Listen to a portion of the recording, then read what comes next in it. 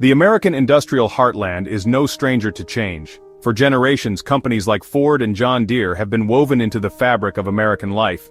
Their factories provided livelihoods, their products helped build the nation. But now, whispers on the wind speak of a potential shift, a move that could reshape the landscape of American manufacturing. Ford and John Deere are considering moving some of their production to Mexico. This news has sent shockwaves across the country, igniting debates about globalization, economic security, and the future of American jobs. The potential move is driven by a complex interplay of factors, from the desire for cost savings to navigating a changing political landscape. To understand what's at stake, we need to delve into the heart of this issue, examining the motivations behind this potential move and its far-reaching implications. The story is about more than just factories and production lines. It's about the lives and livelihoods of millions of Americans. As Ford and John Deere weigh their options, a parallel narrative has been unfolding, one that speaks to a cultural shift within corporate America. Both companies have withdrawn from the Human Rights Campaign's Corporate Equality Index, a prominent benchmark of LGBTQ+ inclusivity in the workplace. This decision, while seemingly separate from the Mexico move, points to a broader trend of corporations reassessing their commitments to social issues. Some companies are facing pressure from conservative groups to scale back diversity, equity, and inclusion initiatives, while others are navigating the complexities of balancing business goals with social responsibility. Ford has stated that it remains committed to creating a respectful and inclusive work environment, but the withdrawal from the index has raised questions about the company's stance on LGBTQ+ rights. This move has sparked debate about the role of corporations in promoting social change and the extent to which they should engage in political and social issues. Adding another layer of complexity to the equation are the economic policies of former President Donald Trump, who has once again thrown his hat into the political ring for the 2026 election. His return to the political stage has reignited debates over trade policies and economic strategies. Trump, known for his protectionist stance on trade, has reintroduced tariffs on imported vehicles and parts, a move aimed at boosting American manufacturing, but one that has also created ripple effects throughout the auto industry. These tariffs are intended to encourage domestic production and reduce reliance on foreign imports. These tariffs, which came into effect in May 2025, have put pressure on automakers like Ford, increasing the cost of imported parts and potentially making their vehicles less competitive in the global market. The increased costs are a significant concern for companies that rely on a mix of domestic and international parts. While Trump argues that these tariffs are necessary to protect American jobs and bring manufacturing back to the U.S., critics contend that they could lead to higher prices for consumers and hurt the very industries they are intended to protect. The debate continues as stakeholders weigh the benefits against the potential drawbacks. The situation is further complicated by the fact that many automakers, including Ford, have global supply chains, sourcing parts and materials from around the world. This global interdependence makes it challenging to isolate the impact of tariffs to just one region. The tariffs disrupt these established networks, forcing companies to reevaluate their operations and potentially pass on increased costs to consumers. The long-term effects of these policies remain to be seen as the industry adapts to the new economic landscape. Against this backdrop of tariffs, social pressure, and a rapidly changing economic landscape, the potential allure of moving production to Mexico becomes clearer. Mexico offers lower labor costs, proximity to the vast U.S. market, and a well-established manufacturing sector, all of which can contribute to a company's bottom line. For Ford and John Deere, the decision to potentially move production south of the border is likely driven by a combination of factors: the desire to remain competitive in a global market, the need to offset the impact of tariffs, and the ongoing pursuit of cost-cutting measures. However, this potential move is not without its risks. Moving production to another country can be a complex and costly undertaking, requiring significant investment in new facilities, infrastructure, and logistics. It can also lead to job losses in the U.S. as companies shift operations to lower-cost regions. Section 5. The Trump Card. The potential move by Ford and John Deere to Mexico has not gone unnoticed by Donald Trump, who has made bringing back American jobs a cornerstone of his political platform. He has consistently emphasized the importance of keeping manufacturing within the United States. Trump's response to this news has been swift and predictable, marked by his characteristic fervor and determination.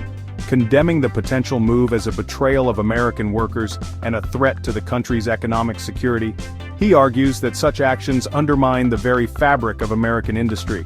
In a series of fiery speeches and social media posts, Trump has accused Ford and John Deere of putting profits ahead of patriotism and neglecting their duty to the American people, arguing that they are abandoning the very communities that helped them prosper. These communities, he says, are the backbone of the nation.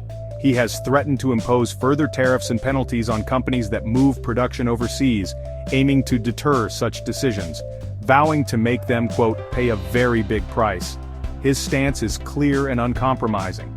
Trump's rhetoric has resonated with his base, many of whom feel left behind by globalization and the shifting tides of the global economy, and are looking for someone to fight for their jobs and livelihoods. They see Trump as a champion of their cause. His message is clear: America first, always, and any company that doesn't prioritize American workers is the enemy. This stance has only solidified his support among those who feel marginalized. Section 6. Jobs on the line. The potential move by Ford and John Deere to Mexico has ignited anxieties about job security among American workers, particularly those employed in the manufacturing sector. The prospect of factories closing, jobs being outsourced, and communities facing economic hardship has fueled a sense of uncertainty and fear. The number of jobs potentially at stake is significant.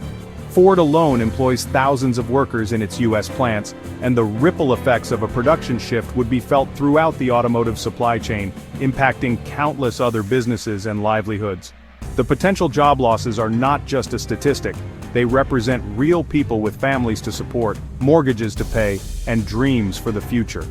The fear of unemployment, of losing one's livelihood and place in the community, is a powerful motivator, and it has driven many to voice their concerns and demand action from their elected officials.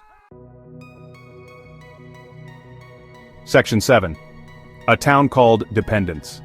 The potential economic impact of Ford and John Deere's move extends far beyond the factory gates, reaching deep into the heart of communities that have come to depend on these companies for their livelihoods.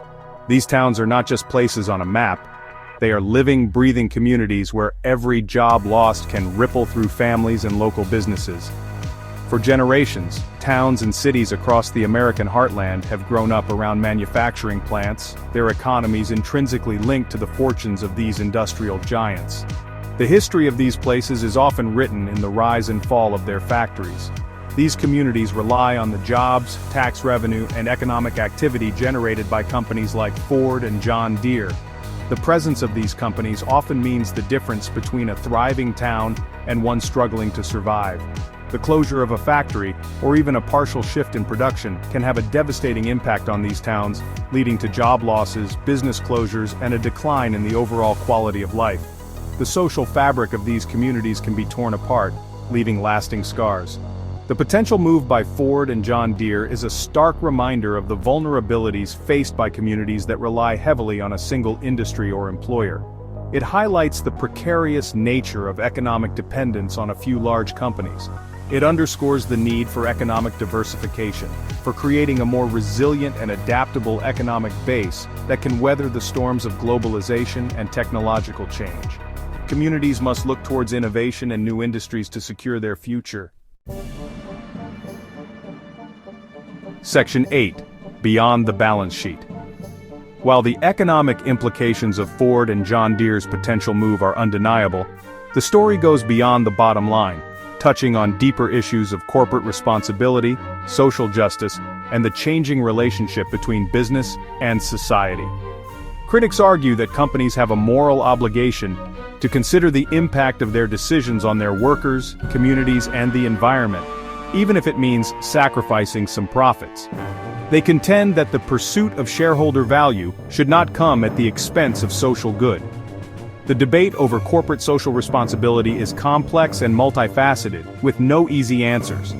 It raises fundamental questions about the role of business in society, the balance between profit and purpose, and the ethical considerations that should guide corporate decision-making. Section 9. A crossroads for American manufacturing.